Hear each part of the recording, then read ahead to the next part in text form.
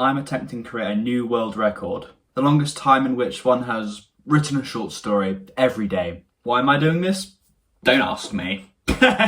Anyway, hope you enjoyed today's instalment. 32. Despair. The fog crawled in at a disturbingly slow pace. Purple, clingy, clamouring for every corner of the forest.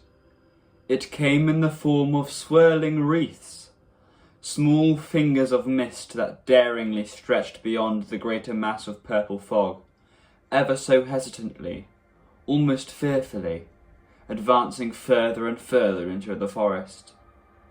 My forest.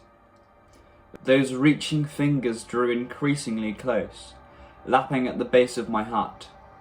The purple rubbed sharply against the homely browns and sodium-lit oranges, constructing a terrible contrast. The fingers, similar to ants or beetles or some kind of bug, crawled and slithered up the stairs that invited them up and out onto the patio. What the fog was, I do not know, but, like prey caught in the eyes of a predator, I felt its interminable malice from every direction.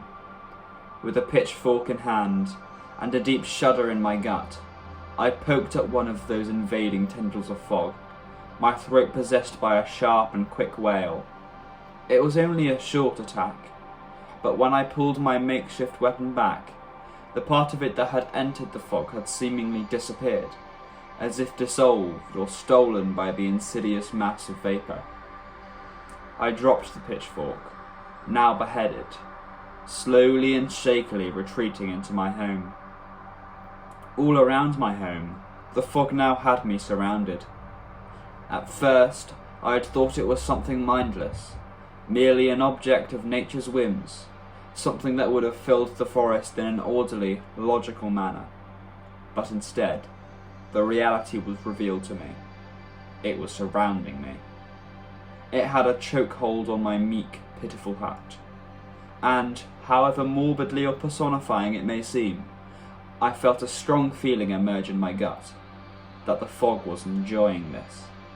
That the fog was enjoying the process of choking me, teasing me, rotting away the edges of my hut, my sanity, seeing what its movements would make me do. It was an utterly cruel thing, a voiceless, faceless, and heartless beast, one that imitated meekness and sorrow but, at its core, was simply sadistic. Or maybe that was the fear speaking. Maybe that was the chilling feeling that presided in my intestines that was talking. Perhaps it hadn't got me surrounded, and it really was nature rightfully asserting its providence. But malice was all I could take from this phenomena. Sadistic, cruel, heartless, faceless, voiceless malice. I retreated inwards, banging my knee against something or other as I stumbled. The pain stabbed at me for a moment, and I fell to the ground. But I couldn't stop. I crawled closer inside, into the smothering warmth of the inside of my hut. When I did, a kind of comfort fell over me.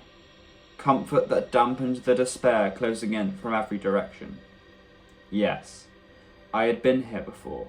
I was safe here. Whether or not that was logical, that was what my heart would have me believe. But, as sure as night follows day, a window shattered, and the purple, hazy, distorting and discordious fog came pouring in with a sudden and all but demure swiftness. I choked on my spit, struggling meekly with the weakness clinging to my limbs, the ache still clutching at my knee, and the shattered remains of that brief comfort. And as the fog rolled over me, dissolving all that away, it filled me with the most horrible, terrible feeling of despair. One that was strangely familiar. A feeling, or perhaps a scent, that I had smelled and avoided a million times over, in all aspects of my life.